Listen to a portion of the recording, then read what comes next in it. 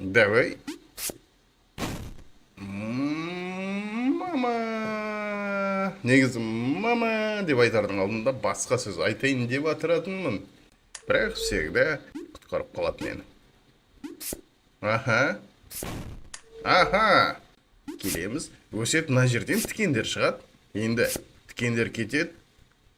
Есікке смело кіреміз. Қысқа да болса да, үшінші әлем өзінің қызықтарымен таңғалдыруда.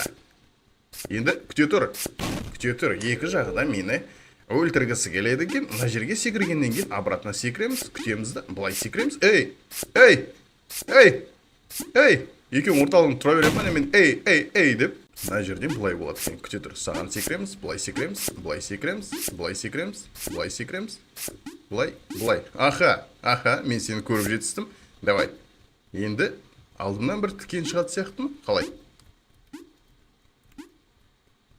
Аха, жоқ, болды ма?